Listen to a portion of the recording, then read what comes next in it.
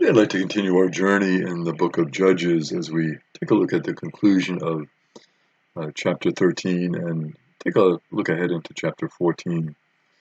We've seen the wife of Manoah who was struggling to have a child, and now she gets the good news from an angel that she is going to have a child. And Manoah is overwhelmed with that news, wants to have a meal with the angel, talk to the angel, and he offers a sacrifice to God. And as he offers the sacrifice to God, he ponders the fact that, our God is mysterious. What the angel is saying is mysterious. We're dealing in the realm of mystery. And then as he's doing that, miraculously, the angel of the Lord descends in the flames of the altar. So as the sacrifice, you can kind of visualize the sacrifice being offered and flames going up and the angel going up. It must have been an amazing scene for Manoah. And when they see that, Manoah and his wife, they immediately prostrate themselves on the floor, and they're overwhelmed with the beauty, the awesomeness, the power of that scene, of that angel rising up in the flames. After the scene, Manoah reflects and he's wondering, am I going to die? I've seen God. The angel is God. Obviously, God has come. God has communicated this to us. And of course, we can't see God and live, so he's naturally thinking, now I'm going to die. But his wife, a lot of times the wives are great because they calm those husbands down, get them to focus a little bit better. His wife tells him, well, if God would have intended to kill you, then God would never have accepted the sacrifice and would not have let him see the angel ascending and would not have listened to their prayer. So his wife makes the case clearly, God isn't going to kill you. God sent an angel. The angel ascended during the sacrifice. And God wants to give us a child. God sent the angel why would God want to kill us? God is really, in a very overwhelming and beautiful way, God is sharing the love of God with us, God's concern for us. And so as we reflect, we get the idea of such a loving, wonderful God who cares so much that he sends an angel. He cares so much that he wants to help the childless couple.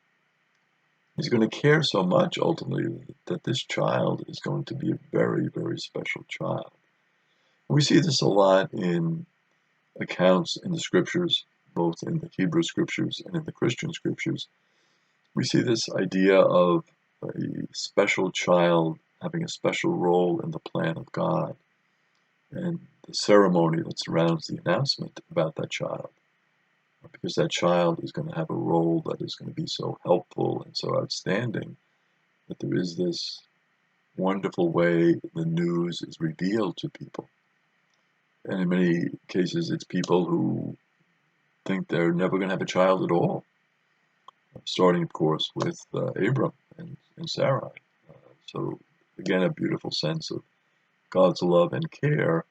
And it's so interesting that so many times that this love and care is revealed to us through the beautiful miracle of childbirth.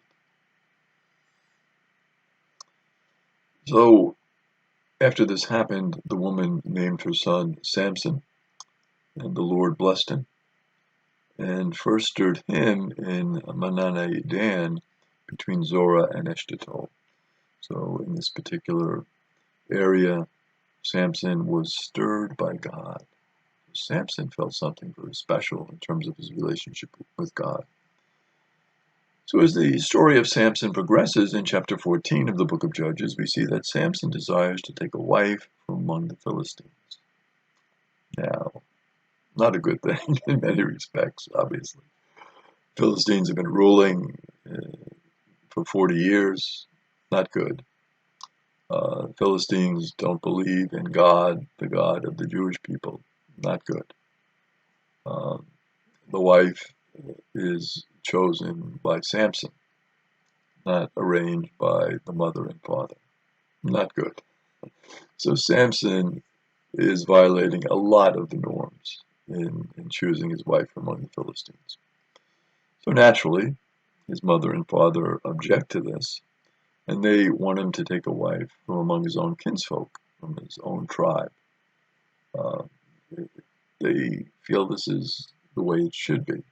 And of course, there are the strong currents in Jewish law against this type of intermarriage, because the realization is that it's going to weaken the faith. Intermarriage is not good to build up the faith. Much better if the two people who are getting married share a common bond in faith. It helps to spread the faith, and it helps in their relationship in many ways as well.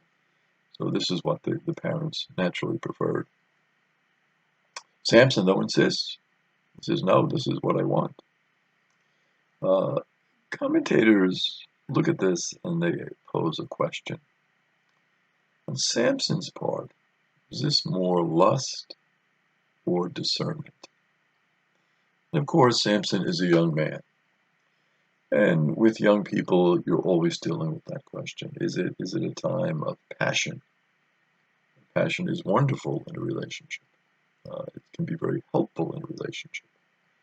But as we know, passion to much of a greater extent can be blinding, and it can be lust. And so discernment is important in entering into a relationship, especially the relationship of marriage.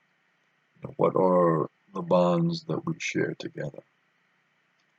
What does it look like in terms of our common life as husband and wife?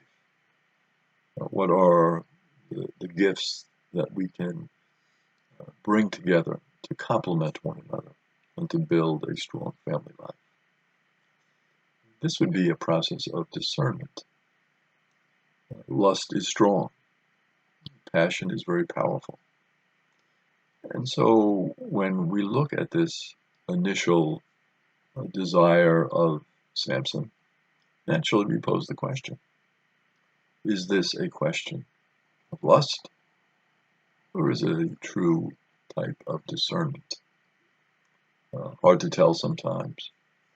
But in Samson's case, many would say it seems more to be a lust type relationship than a positive relationship that is going to be life-giving for both partners. But the scriptures put a very interesting tone to this. They say, though this was from God, because of how it was going to lead Samson. So it'll be interesting for us to explore in our next presentation the whole idea of God's role in relationships.